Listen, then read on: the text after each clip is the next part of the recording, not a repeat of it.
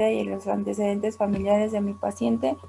En factores de riesgo, pues las enfermedades crónico-degenerativas, y las principales en nuestra población va a ser diabetes, mellitus e hipertensión arterial y dislipidemias, ¿ok?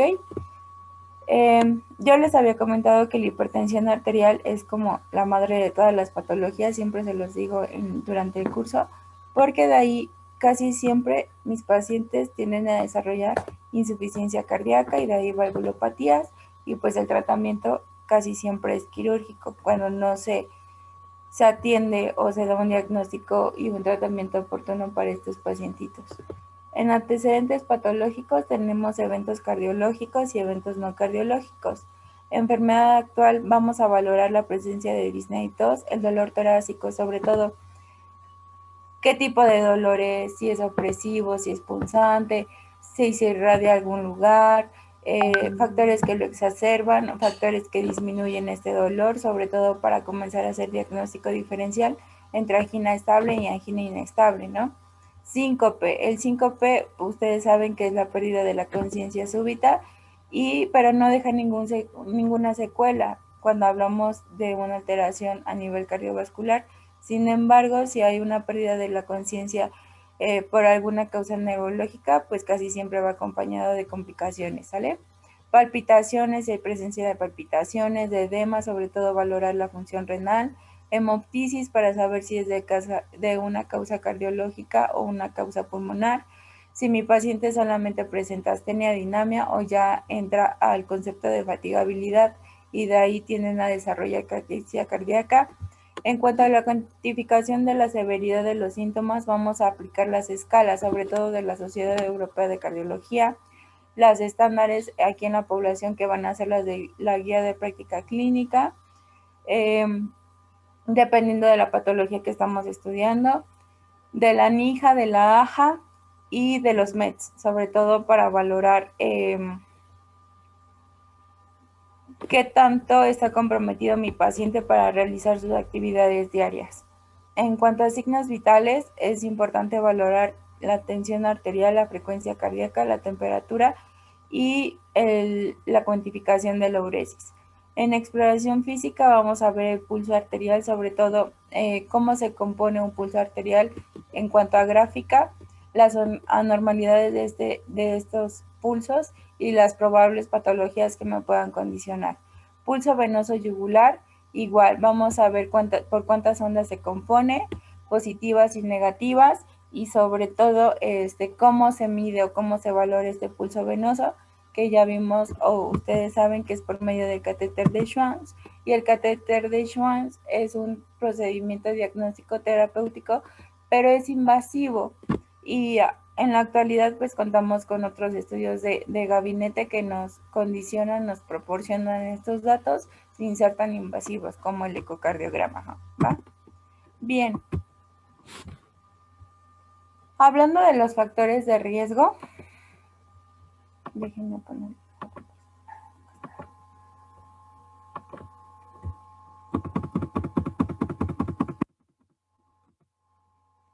Vamos a tener que un paciente, la probabilidad de que un paciente sufra algún evento cardiovascular, si no se corrige la causa primaria, va a ser de 10 años. Entonces hay que valorar bien estos factores de riesgo, o controlarlos, mejor dicho, porque hay factores de riesgo que son no modificables y factores de riesgo modificables. No modificables para que un paciente pueda desarrollar una patología, pues la edad, la raza, el sexo, la morfología, etcétera, ¿no? Factores de riesgo modificables, pues la hipertensión, si está en una etapa temprana, el tabaquismo, que es una de las un factor que me condiciona enfermedad por cardiopatía isquémica, etcétera, ¿no? La disminución del colesterol, de los triglicéridos, etcétera. Estos son factores que se pueden modificar, sobre todo por la dieta y la actividad física. Bien. En cuanto a hipertensión arterial, sí se ve la presentación, ¿verdad? Sí, sí, doctora. Bien. El diagnóstico de hipertensión se va a basar en medida de 2 o más tomas correctas de la tensión arterial. Esta en 2 visitas, sobre todo en consulta médica, ¿sale? tenemos cifras tensionales de 130 a 139, la presión sistólica y la diastólica de 80 a 89 milímetros de mercurio. Sin embargo, estas cifras son modificables dependiendo de la población en la que estemos. No es lo mismo, yo les comentaba a sus compañeros, por ejemplo, los artículos que publica la Sociedad Europea de Cardiología, donde su población no tienen las mismas condiciones que la población mexicana, ¿no? Ni hablando en raza, ni en cuanto a hábitos higiénico-dietéticos. Entonces, esto depende de la población en la que se esté estudiando. Sin embargo, estas cifras están modificadas de acuerdo a la población mexicana y sabemos que 120-80 ya hablamos de un estado, pues, no de hipertensión hasta que no se corrobore este diagnóstico, pero sí de un estado prehipertensivo, sí tiene factores de riesgo. ¿A qué me refiero con factores de riesgo? Pues que mi paciente sea obeso, que sea sedentario, que fume, que en su familia haya diagnóstico de hipertensión, de diabetes, etcétera, ¿no? Y cuando tenemos a un individuo sano, que esté en su peso ideal, que esté en su peso ideal, que practica actividad física, pues tiende a ser mayor, o sea, nos da una pauta. Con factores de riesgo, perdón, les dije de 120-80, no, con factores de riesgo es de 110-70, sin factores de riesgo es de 120-80, ¿ok? ¿Dudas de estas cifras?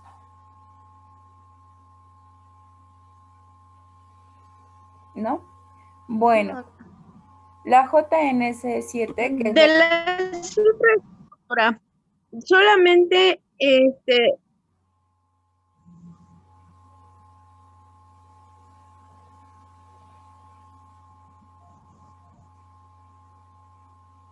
¿sí? No escucho. ¿me escucha? Ya te logro escuchar. Perdón. Sí, mi duda es, bueno, ahorita mencionaba lo de la actividad física. En cuanto al impacto que tienen estas cifras, sí es relevante personas que, por ejemplo, no hagan como tal un deporte, pero lo que muchas veces recomendamos como médico, el camine media hora. ¿Eso sí es un impacto?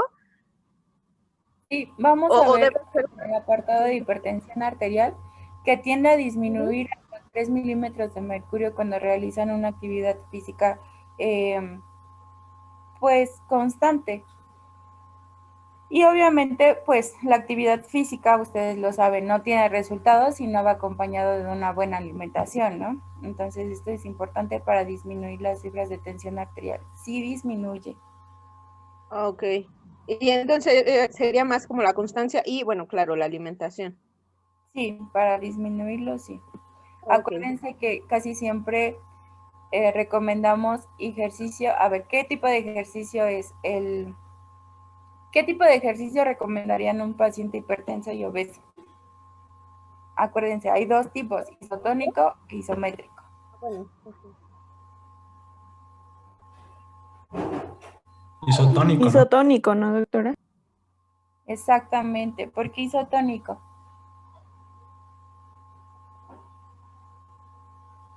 Para mejorar la condición ¿Para qué se cardiorrespiratoria. refiere un ejercicio isotónico? Que va a aumentar la frecuencia cardíaca y por lo tanto va a aumentar la demanda metabólica de oxígeno. Exactamente, son los famosos aeróbics, ¿no? Bueno, el ejercicio aeróbico, todo aquel que me ayude a mejorar la frecuencia cardíaca, la saturación de oxígeno, disminuye las resistencias vasculares periféricas y por lo tanto va a disminuir la presión arterial. Exactamente, ejercicio cardiovascular, el famoso ejercicio cardiovascular. Bien. La JNS7 ha visto que el riesgo de padecer una enfermedad cardiovascular comienza a partir de 115-75 milímetros de mercurio. Sin embargo, dobla este riesgo cuando hay un incremento de 20 sobre 10, de 20 en la presión sistólica y 10 milímetros de mercurio en la presión diastólica, ¿sale? Esta tablita es de la AHA y nos dice que las cifras de tensión arterial normal va a ser sistólica de 120 o menos, diastólica de 80 o menos. ya hablamos de una cifra de tensión arterial elevada de 120 a 129 en la presión sistólica y la diastólica de 80 o menos. Hipertensión estadio 1 de 130 a 139 y diastólica de 80 a 89. Hipertensión estadio 2 de 140 o más y diastólica de 90 o más. De emergencia hipertensiva de 180 o más y diastólica de 120 o más. Sin embargo, cuando hablamos de crisis hipertensiva vamos a tener dos conceptos, urgencia y emergencia. Emergencia es la más grave. ¿Por qué? Porque hay afección a órganos blanco, diana. En este caso vamos a contemplar 4, hablando de hipertensión arterial, que es retina, que casi siempre en su exploración física van a realizar examen de fondo de ojo. A nivel cardiovascular, pues hay grandes secuelas, sistema nervioso central y renal, ¿ok? Esta clasificación es de la guía de práctica clínica y si se dan cuenta, pues no varía mucho las cifras de tensión tanto diastólica como sistólica. Solo es una tabla comparativa. Bien, de tarea van a hacer, van a dibujar el baumanómetro a mano, Van a dibujar el bauma y van a poner las partes del baumanómetro y del estetoscopio, por favor. Esto es a mano.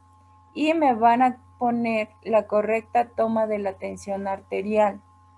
Igual a mano y tiene que ir con referencia bibliográfica. Lo escanean y lo suben a más tardar el día de mañana a las 8 de la noche. Ya está abierta la plataforma para esta tarea. El día lunes vamos a hacer un ejercicio. Quien se sienta listo va a decirme cómo es la técnica, de preferencia que tenga a alguien que lo esté asistiendo, un paciente. Voy a revisar desde cómo llega su paciente, lo que le preguntan, cómo la posición de su paciente y vamos a ir corrigiendo entre todos, o bueno, la mayor parte yo para que quede claro cómo se toma una correcta toma de la presión arterial, de la tensión arterial, ¿ok? ¿Dudas de su tarea? ¿De lo que vamos a hacer el día lunes? No, doctora. Bueno, perfecto. Igual vamos a tener monitoreo domiciliario de la presión arterial. Esto es cuando ya hay un diagnóstico sospechado y vamos a tener dos apoyos o dos apoyos domiciliarios que van a ser el MAPA y el AMPA. Estos van a ser bitácoras, los dos van a ser bitácoras, pero tienen condiciones y para pacientes específicos. En el apartado de hipertensión arterial les voy a dar en qué pacientes podemos manejar el MAPA y en qué pacientes el AMPA y las indicaciones de toma, sobre todo de los días, ¿no? Para cada uno de estos. Bien, ¿cómo vamos a hacer la correcta toma de la presión arterial? Puede ser por equipos electrónicos, automáticos o semiautomáticos. Se debe de realizar 5 minutos de reposo previo a la medición. Esto es importante, chicos, que su paciente no llegue estresado, que no haya consumido alimentos o fármacos que disminuyan o bajen la presión arterial o la frecuencia cardíaca. Se debe de medir la presión arterial en el brazo que no es dominante para mi paciente, sostenido sobre todo a la altura del corazón, y mi paciente tiene que estar sentado con la espalda apoyada en el respaldo y sobre todo que no haya cruzamiento de las piernas, ¿sale? Se recomienda realizar al menos 3 días de monitoreo. Idealmente son 7, los 7 días de la semana, y las mediciones por duplicado con 1 o 2 minutos de diferencia. ¿Esto por qué? Porque nos puede dar falsos positivos, ¿sale? Entonces, es importante, yo les recomiendo que hagan la medición en ambos brazos, que den un intervalo de 1 minuto para que puedan hacer la otra medición y sobre todo durante el día y la noche, que es cuando mi paciente está más relajado. Bien, se considera que es un estudio positivo o válido con al menos de 3 días de monitoreo y que se hayan realizado al menos 12 tomas de la tensión arterial.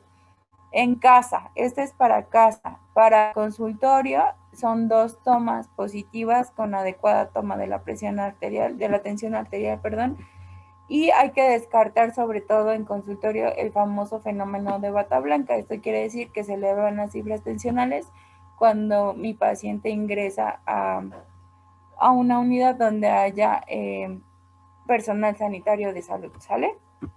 ¿Dudas de esto? ¿No? Yo solamente tengo una pregunta porque usted mencionó que se toma el brazo no dominante, pero bueno, en mi caso nos habían dicho que se tomaba siempre en el brazo izquierdo, no importaba si fuera el dominante o no. ¿Por qué en el brazo izquierdo? Porque tiene mayor relación o cercanía con el corazón. Pero vamos a ver que las cifras de tensión arterial cambian. Cuando ustedes vean la correcta toma de la tensión arterial van a ver que no es lo mismo en el brazo derecho que en el brazo izquierdo. Entonces, de hecho te da un parámetro. Te dice que a partir de que no sientes el pulso, vas a insuflar tu brazaleta hasta cuántos milímetros de mercurio para que tengas una toma de tensión arterial exitosa. De preferencia es en el brazo no dominante, pero por cercanía al corazón es en el brazo izquierdo. Es todo, por disposición anatómica. Ok, gracias. Sí, ¿otra duda?